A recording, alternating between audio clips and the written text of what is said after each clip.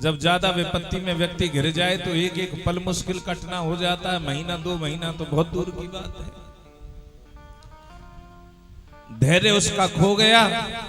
वाने कही हम तो फालतू में मोहन बाबा के चक्कर में पड़े आते, तो कई और के पास जाए तो दूसरा व्यक्ति कहने लगा मैंने तो पहले ही कहा था कि वो जो काली मैया का भगत है ना वो अच्छा है, वहां चलो।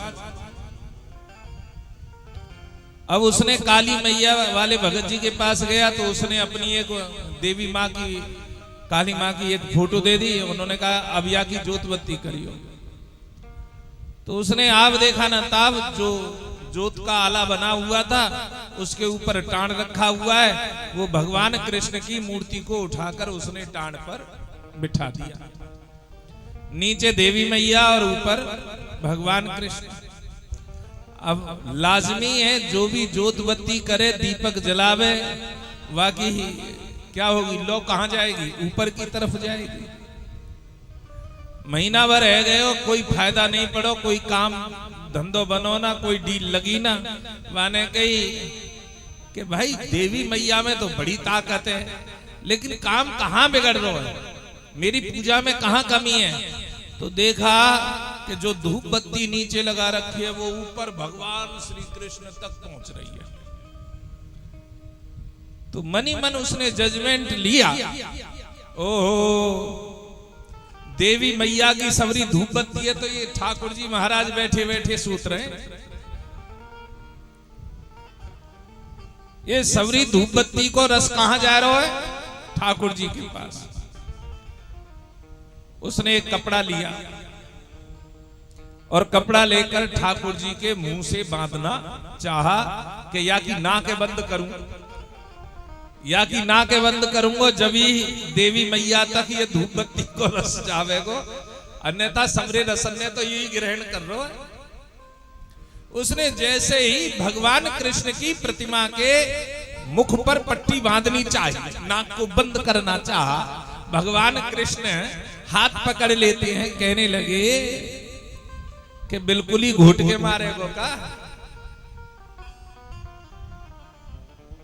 जैसे ही कहा बिल्कुल ही घोट कर मारेगो, तो कहने लगे उस दिन से मैं उपासना कर रहा था, जब से तो नहीं आए, आज जब मैं तुम्हारे मोहड़े बंद करवे लग गए तो तुरंत प्रकट है गए। भाई गुजर तो गुजर है अपनी भाषा में, उस दिन से तो कभी प्रकट ना भय, अब तो थोड़ी देर में ही आ गो।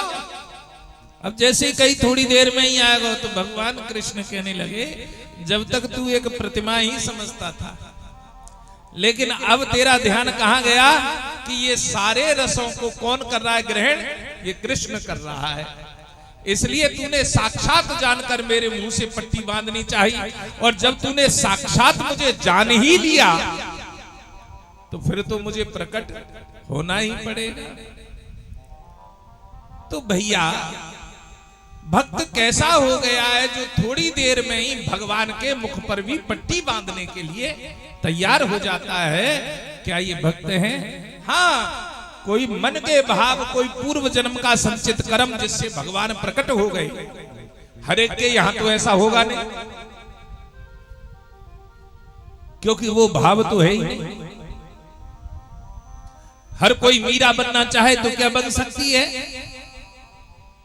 कुछ लोग मीरा, हमें तो यूं सोच ले हम तो त्यारी मीराबाई हैं। अरे तुम मीराबाई नहीं बन सकते।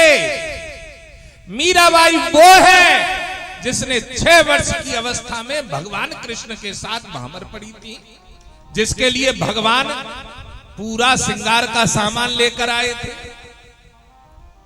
जब उसका दूसरा विवाह हुआ राणा जी के यहाँ पर, तो उसका श्रृंगार का जो बक्सा था, जो लहंगा थे, चुन्नी थी, चूड़ा था, वो सब साथ लेकर गई थी। मीरा जैसा क्या भाव तुम्हारे अंदर है? केवल कपड़े रंगने से या नाम रखने से मीरा मीरा नहीं हो सकती। यहां ललिता है, विशाखा है, अष्ट सखियां हैं, लेकिन अष्ट सखियों में राधा राधा है। आप लोगों को बता दूं, अष्ट सखियों में ललिता, विशाखा, रंगवेणी, ये सब एक जैसी हैं, अलग कोई नहीं है। रंग एक जैसा है, रूप एक जैसा है, लेकिन राधा जी राधा कैसे हैं? क्योंकि राधा के सिर पर चंद्रिका धारण की जाती है। यदि चंद्रिका किसी के सिर पर धारण की जाती है तो वो किसके? राधा के सिर पर धारण की जाती है। इसलिए राधा राधा है। रंग रूप या वस्त्रों से एक जैसे नहीं हो सकते। उनके लक्षण, उनके कर्म, उनके भाव। तो आप भगत बने तो भगत कैसे बने? जो भगवान पर विश्वास करे। यदि आप भगवान पर विश्वास नहीं कर सकते तो आप भगत नहीं हैं। दूसरा शिष्य ऐसा हो जो अपने गुरु की बुराई ना करे ना सुने, तो भैया शिष्य, शिष्य शब्द क्या है? समर्पण। जहां अपने आप को सौंप चुका है, अब सौंप दिया इस जीवन का सब भार तुम्हारे हाथों में है, जीत तुम्हारे हाथों में है, हार तुम्हारे हाथों में, वो है शिष्य। लेकिन फिर भी वहां हम कैसे बन गए शिष्य के? अरे सुनिए फलाने को बड़ो नाम है, वहां जाते ऐसो है जाए, ए तो चल मैं भी गुरुजी बना लूं। तुम भावों से शिष्य नहीं बने, समर्पण से शिष्य नहीं बने। जो भावों से शिष्य बनता है, जो समर्पण से शिष्य बनता है, उसका भाव ही अलग होता है, उसकी दृष्टि ही अलग होती है, उसके कर्म ही अलग होते हैं। उसे कभी शर्म नहीं आती, उसे कभी लज्जा नहीं आती। क्यों? क्योंकि भागवत जी के अंतर्गत आया है कि जब भगवान श्री कृष्ण ने रास मंडल के लिए बंसी बजाई तो पहले मन की सारी व्यथाएं नष्ट हो गईं। और मन की व्यथाएं कौन सी होती हैं? पहला होता है डर। मन से यदि आप शिष्य बने हो तो सबसे पहला कर्म है कि आपका डर समाप्त हो जाएगा, संकोच समाप्त हो जाएगा, डर समाप्त हो जाएगा। तुम्हें फिर ये ध्यान नहीं रहेगा, कुछ तो लोग कहेंगे, लोगों का काम है कहना। भय, संकोच, मर्यादा, ये सब समाप्त हो जाएगा। इसके ऊपर एक दृष्टांत सुनाऊंगा। दृष्टांत भी कोई ऐसी कथा नहीं है। हमारे आचार्य जी हैं ना, कैलाश जी, इनके गांव में, गांव के पास में एक महिला थी जो मास्टर की पत्नी थी। जहां भी कथा होती थी वो वहीं पर नाचना शुरू कर देती थी। तो गांव वालों का तो हिसाब होता है ना, यदि कोई गलत कार्य करे तो कोई घर तक खबर पहुंचाने नहीं आएगा।